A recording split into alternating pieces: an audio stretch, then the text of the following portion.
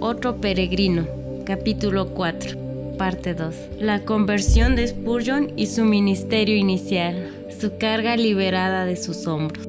El llamado de Waterbridge. El 12 de octubre de 1851, Charles recibió la comisión de suplir el púlpito de una pequeña capilla bautista en Waterbridge, una pequeña aldea al norte de Cambridge. En esta misma capilla, Rowland Hill, afamado ministro bautista, predicó su primer sermón. Se trataba de un edificio bastante insignificante, muy parecido a la casa de Tiversham, donde había predicado su primer sermón. Charles predicó con eficacia sobre salvación del pecado y su texto era Mateo 1:21, que fue el mismo texto que utilizó para su último sermón en Waterbridge. Menos de 12 personas participaron en aquel primer servicio, pero se quedaron altamente impresionados. A solicitud de los congregantes, Spurgeon se comprometió a participar en los 2 siguientes domingos. Luego, permaneció con esa gente por más de 2 años. Se convirtió en su pastor profundamente apreciado, siguiendo en el cargo a Ron Peters, que había servido en esa iglesia durante 22 años. Cuando se le preguntó a un diácono de Waterbridge cómo había predicado Spurgeon, replicó: «Bien, como un hombre de 100 años de experiencia». Debido a que la pequeña congregación solo podía contribuir con muy poco a los gastos del pastor, Charles continuó su trabajo durante los días de la semana en la escuela de Cambridge. El señor E. Sleading sin duda le estuvo muy agradecido por ello. Sin embargo, conforme la congregación creció, hicieron un pacto para darle un estipendio de 45 libras esterlinas por año. Su ingreso estaba lejos de ser lucrativo. Si no hubiera sido por el hecho de que muchos congregantes compartían sus bienes, tales como vegetales y productos agrícolas, le habrían sido imposible continuar con ellos. Spurgeon creía en la provisión de Dios para cada una de las necesidades y su fe recibió una amplia recompensa. Más tarde, Spurgeon cosechó algunas de sus bendiciones materiales. Un cierto James Toller, un laico de Waterbridge, ofrendaba regularmente a los ministerios del tabernáculo metropolitano. Spurgeon continuaba predicando en otras iglesias durante los días de la semana y en Waterbridge predicaba los domingos. Describió esos alternados días de predicación a las diversas iglesias con estas palabras: «Debo de haber sido un joven con una apariencia muy estrafalaria en las noches de lluvia, pues caminaba 5, 10 o inclusive 15 kilómetros de ida y de regreso en mi obra de predicación, y cuando llovía me ponía unas cubiertas impermeables en mis piernas y un capote impermeable y un sombrero con una cubierta impermeable, y llevaba conmigo una linterna para la oscuridad para poder ver el camino a través de los campos. ¿Cuántas veces disfruté al predicar el evangelio en la cocina de la casa de algún granjero, o en una pequeña casa, o en un granero? Tal vez mucha gente venía a oírme porque yo era solo un jovencito. Me temo que decía muchas cosas raras y muchos disparates, pero mi audiencia no era hipercrítica y no habían periodistas que persiguieran mis talones. Así que tuve una feliz escuela de entrenamiento en la que, debido a la continua práctica, alcancé tal grado de improvisar como el que poseo ahora». Podríamos cuestionar cómo podía Spurgeon trabajar tan duro en la escuela y luego estar listo para predicar por las noches. Él mismo nos da la respuesta: «Mi tranquila meditación durante las caminatas a las iglesias me ayudaron a digerir lo que había leído. Repensaba mis lecturas una y otra vez mientras caminaba, y así mi alma las absorbía.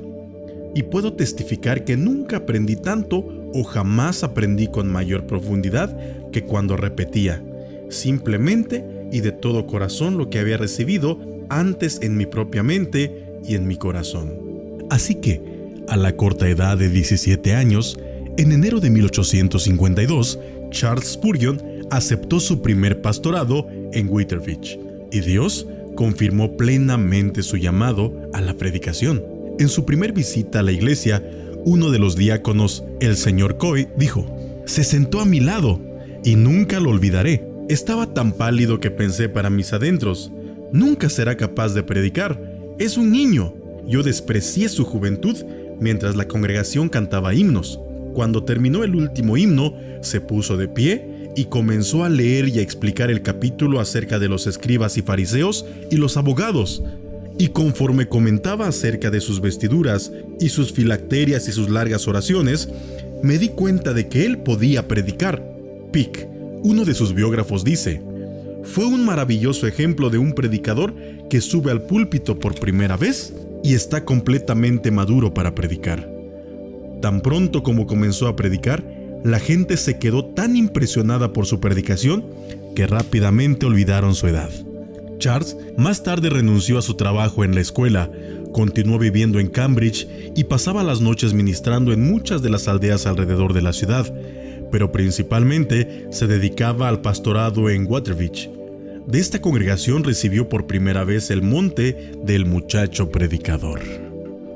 Su ministerio en Watervich. Cuando Charles fue invitado a ser el pastor de Watervich, la congregación era de unas 40 personas aproximadamente, pero bajo su eficaz ministerio, la iglesia creció y aumentó considerablemente en cuanto a sus miembros. La gente venía no solo de la aldea de Watervich, sino que muchos viajaban de los lugares vecinos. La iglesia creció hasta que los asistentes llegaron a ser cerca de 400 adoradores cada domingo. O sea, creció 10 veces en menos de 2 años. Obviamente no todo el mundo podía entrar a la relativamente pequeña casa, pero tanto la puerta y las ventanas permanecían abiertas y la gente se quedaba de pie alrededor de la casa para escuchar al elocuente predicador adolescente. A veces, después de que Spurgeon predicaba a los que se reunían dentro de la casa, la multitud que esperaba afuera era tan grande que llevaban a cabo otro servicio para ellos.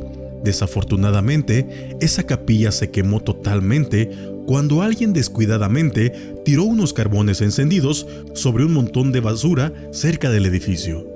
Cuando la congregación construyó un nuevo lugar de adoración, Spurgeon viajó desde Londres para el servicio de dedicación, para deleite de todos. Watervich tenía alrededor de 1,300 habitantes en aquella época, pero todos conocían a Spurgeon y muchos fueron transformados espiritualmente. La criminalidad era tan alta en la comunidad antes de que Charles llegara. Sin embargo, conforme el Espíritu de Dios profundizó su obra a través del joven predicador, el crimen cesó y muchos de los criminales vinieron a la iglesia. Ese fue un verdadero avivamiento. La experiencia de Watervich maduró la personalidad de Charles de manera significativa. En primer lugar, aprendió a tratar con cierto tipo de personas, con las que no se había encontrado antes. Él las describía como perfeccionistas, corazones a medias, hipócritas y avarientos. Aprendió a ministrar a todo tipo de gente, más aún en los primeros días de su predicación. Era bastante pomposo y un poco tosco, pero la gente buena y sencilla del campo pronto le quitó eso. Uno de los diáconos de la iglesia, un cierto señor King, un molinero, vio el gran potencial del joven y lo amaba entrañablemente. King le suavizó las tempranas expresiones descuidadas, pues clavaba un alfiler en la Biblia de Spurgeon en el pasaje de Tito 2:8, palabra sana e irreprochable, de modo que el adversario se avergüence y no tenga nada malo que decir de vosotros, cuando lo consideraba oportuno. Charles captó el mensaje. Spurgeon comenzó a sentirse cómodo con el trabajador común y este don resultó ser invaluable en los años siguientes. En Watervich, Charles hizo muchas amistades duraderas. Se acercó mucho al pastor Cornelius Ilvin de Bury Street, Edmund.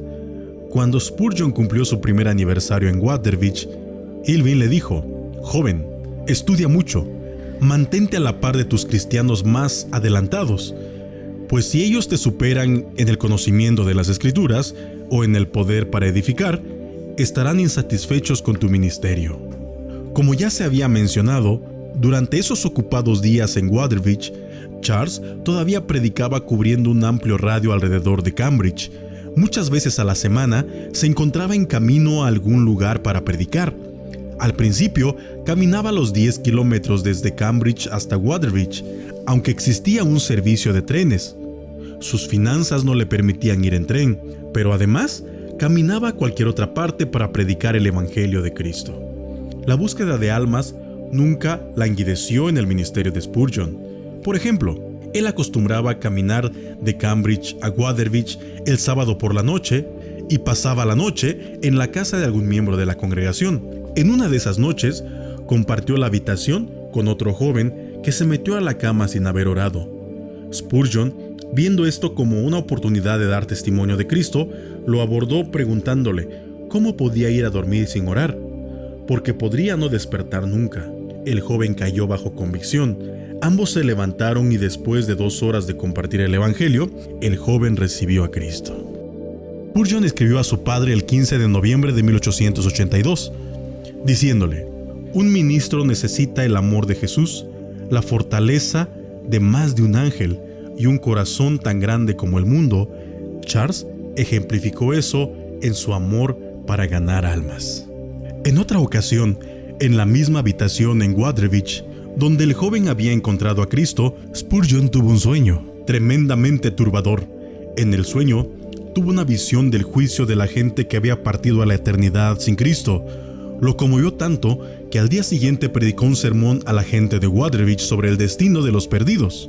Algunos oyentes reportaron que la audiencia se puso pálida de miedo y sus rodillas temblaban. Varios años después, la gente todavía recordaba el impacto de ese poderoso sermón turbador. La fama de Spurgeon comenzó a extenderse por toda la región alrededor de Cambridge, conocida como The Fens. Su utilidad para el Señor y el poder de su predicación le ganaron una considerable notoriedad. Como un ejemplo, los diáconos de Isleham invitaron a Spurgeon para que los visitara y predicara. Pidieron prestada la capilla más grande de la aldea, pero para el desmayo de los diáconos, solamente 7 personas se presentaron para oír el sermón de la mañana. Sin embargo, Spurgeon predicó con tal poder que la voz se corrió ampliamente por la tarde y el grupo que se reunió por la noche fue tan grande que no había lugar ni para permanecer de pie. En esos dramáticos días, Spurgeon fue a predicar en una aldea cercana a Watervich. Todo el mundo sabía que esa aldea era un foco de infidelidad, inmoralidad y todo tipo de vicios.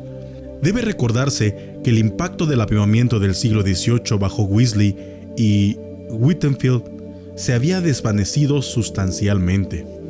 Los metodistas habían sido echados fuera de esa aldea en la que Charles iba a predicar. Sin embargo, Spurgeon fue. La gente literalmente se apareció con piedras y estaban listos para lapidar a Spurgeon y a algunos amigos que había llegado con él.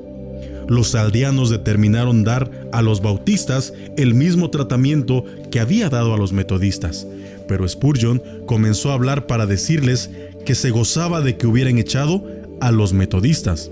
Les dijo: ellos solo les habrían predicado el error, en cambio nosotros les hemos venido a predicar la sana doctrina.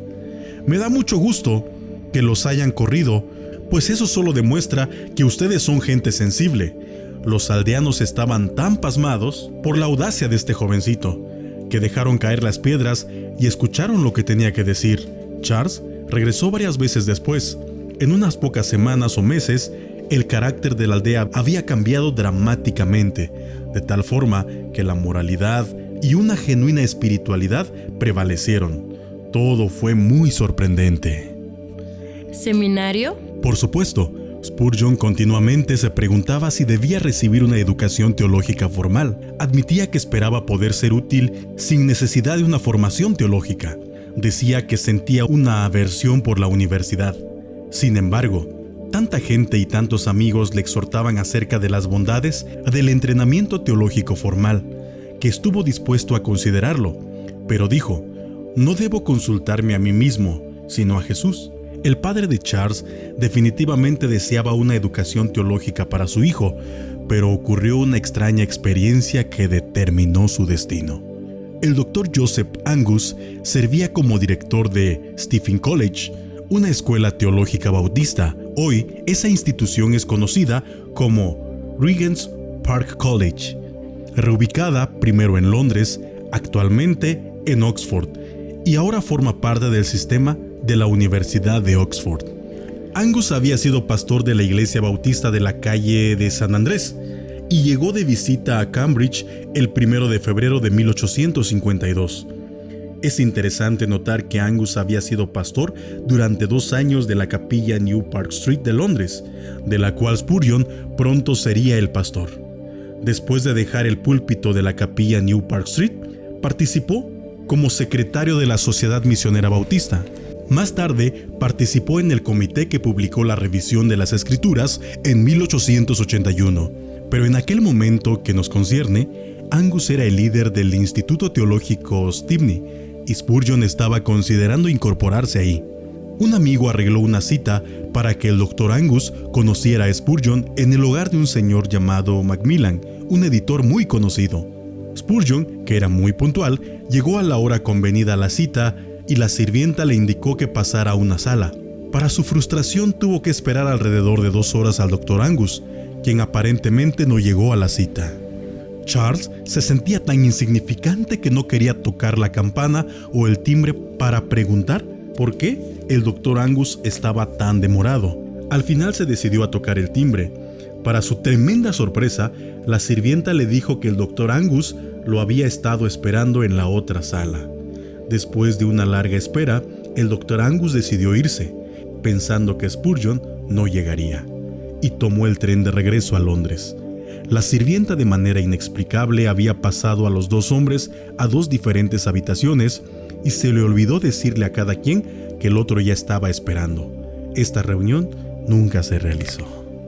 Como puede suponerse, Spurgeon estaba sumamente desilusionado esa tarde yendo a camino a Chesterton, uno de los lugares donde predicaba, y cuando se aproximaba a un pequeño puente de madera, la palabra de Dios vino a él con poder.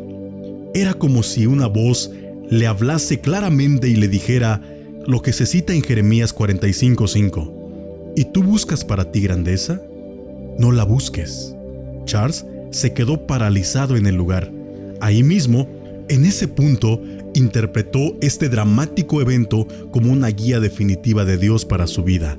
Abandonó cualquier pensamiento de una carrera teológica y comentó: recordé a la pobre pero amable gente a la que ministraba y las almas que había sido dada para que estuvieran a mi cargo, y aunque anticipaba oscuridad y pobreza como resultado, sin embargo, en ese mismo momento, renuncié a cualquier ofrecimiento de instrucción formal y determiné quedarme predicando la palabra mientras tuviera fuerzas para hacerlo.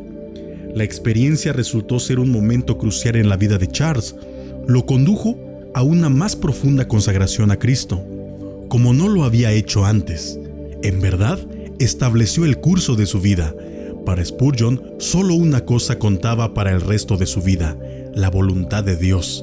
Ese fue el secreto definitivo de su vida y de su eficaz ministerio. Como puede esperarse, el Dr. Angus pensó que Spurgeon había cometido un tremendo error. Angus escribió a un cierto señor Watts, diciendo: lamento que su amigo Spurgeon se establezca sin una preparación completa. Podrá ser útil de cualquier manera, pero su utilidad sería mucho mayor. Llenaría una esfera más amplia con preparación que sin ella. Muchos compartían esta opinión, y Spurgeon tuvo que aguantar muchas críticas por no haber recibido un entrenamiento teológico formal. Pero él había decidido no recibir educación formal y apoyarse únicamente en su estudio personal y en la educación que recibió para prepararse para el ministerio. No se sabe qué hubiera ocurrido si se hubiera preparado formalmente. Tal vez hubiera sido un mejor predicador, o tal vez no. De todas maneras, él sintió que encontró la voluntad de Dios en lo relativo a ese tema y estaba contento. Un momento que cambió su vida. Estando todavía en Waterville, en noviembre de 1853, Spurgeon habló en una reunión que celebraba un aniversario más de la Unión de Escuelas Dominicales en Cambridge. Después de su mensaje, hablaron otros 2 ministros. Cada uno de ellos menospreció su juventud. Uno de ellos hizo un comentario particularmente sarcástico diciendo: es una lástima que los muchachos no adopten la práctica escritural de quedarse en Jericó hasta que les crezca la barba, antes de que intenten instruir a sus mayores. Después de que el hombre hizo este comentario, más bien rudo, Spurgeon pidió al moderador de la reunión que le permitiera responder el comentario. Recibió el permiso y él mismo nos cuenta el evento con estas palabras: le recordé a la audiencia que aquellos quienes se les había pedido que permanecieran en Jericó no eran muchachos, sino que eran hombres de edad madura, cuyas barbas habían sido rasuradas por sus enemigos, o sea, la mayor indignidad a la que podían ser sometidos, y que por tanto esperaban avergonzados de regresar a casa mientras la barba no les hubiera crecido. Yo agregué que el verdadero paralelo a su caso podía ser hallado en un ministro que, habiendo caído en un pecado público, hubiera deshonrado su llamamiento y por tanto necesitaba quedarse en el retiro hasta que su carácter hubiera sido en alguna manera restablecido. Aunque Spurgeon no conocía realmente la dinámica de la situación, el hombre que había atacado había caído en un pecado público y su comportamiento era conocido por la gente. Uno se puede imaginar la vergüenza experimentada por el hombre, pues el joven había puesto el dedo en la llaga, aunque Spurgeon desconocía totalmente el caso. Esta reunión, en el curso normal de las cosas, podía parecer insignificante, sin embargo, fue el pivote y un punto crítico en la vida de Spurgeon. Dios estaba a punto de abrir una maravillosa puerta de servicio. Tal vez fue la intención del Espíritu que Charles no comenzara a estudiar en la escuela teológica, pues lo que tuvo lugar probablemente no se habría dado si hubiera comenzado su entrenamiento y sus estudios. Dios tenía preparado para él, en el casi inmediato futuro, un fantástico ministerio. Spurgeon ya era un nuevo predicador en Cristo y el mundo entero esperaba oírlo.